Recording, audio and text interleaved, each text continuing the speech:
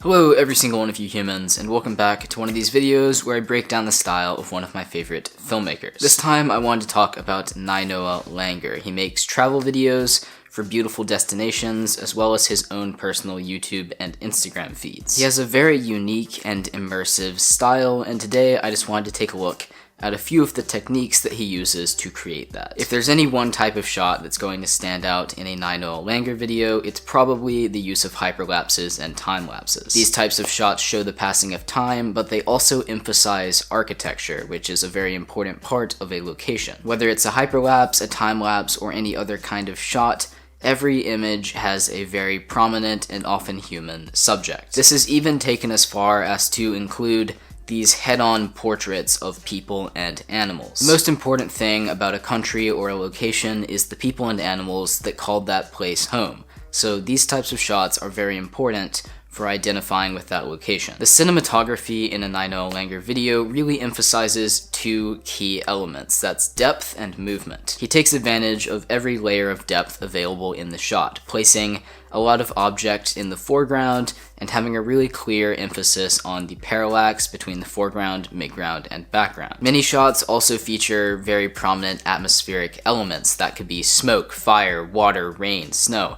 Anything that floats around in the air, Nainoa Langer will point a camera at it. This element of depth is really emphasized by the use of movement, whether that be of the camera or of things in the shot. There are very few static shots used. The camera is always moving through, around, over, or under the action. It's this use of depth and movement that really makes it feel like you're not bound to a static camera. Instead of observing this place from a distance, you are moving through the location, seeing things from multiple angles. Alright, so now that we've looked at a few different filming techniques, let's talk about editing. The prominent colors used in a Nainoa Langer video are red, teal, gray, and green, and these colors are often very desaturated. This desaturated look is quite unorthodox when compared to the traditional vibrant, colorful style of travel films, but he makes up for the desaturated colors with a very strong contrast. He's not afraid to feature a blown out sky or crushed shadows. One more subtle editing technique that you might not even notice in his videos is the grouping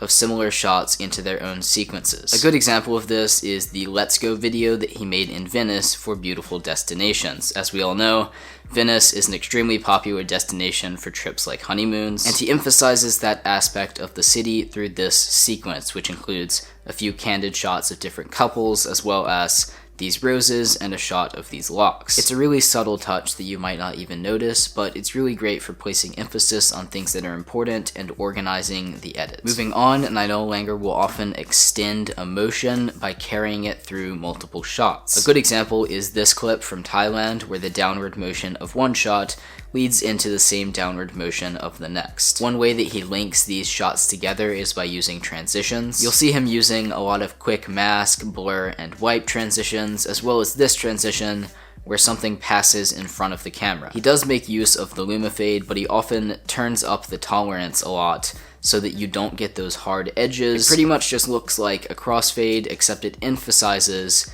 the shapes and contrast of that shot. No matter what transitions are being used, they only last a few frames and are used to place emphasis on match cuts. A match cut is a cut between two clips that feature very similar color, composition, or movement, and those by Nainoa Langer are honestly some of the best out there. They're honestly a little obnoxious, but in a really good way. By combining clips in this way, he manages to make some absolutely incredible transitions, no matter what the effect used is. A transition truly does not matter at all if the shots on either side of it don't make sense, and this is a great example of that. The transitions and effects are never allowed to dominate the video. A good travel video is more something you feel than something you watch. You don't want to walk away from that and remember a single effect, a single transition. You want people to remember that as one fluid experience. Sound design in a Nainoa Langer video is often very subtle and just places emphasis on important visual elements. The skies, the sea, the forest, the wind, everything is back to how it was. I knew all along that you would be the one. I knew that you would wake me.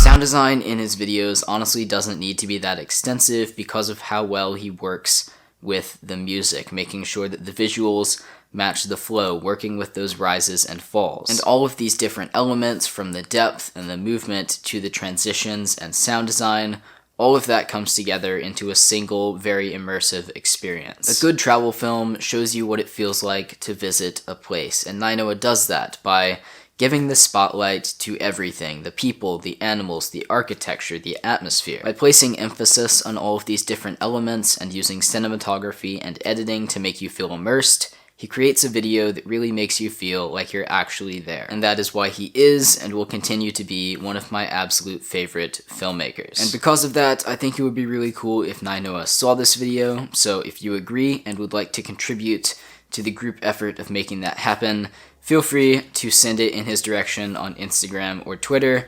I would really appreciate it. And if you enjoyed this video, do feel free to show your support by leaving a like or even subscribing to my channel. I upload new filmmaking tutorials every single Saturday. Keep creating, and I'll see you in the next one.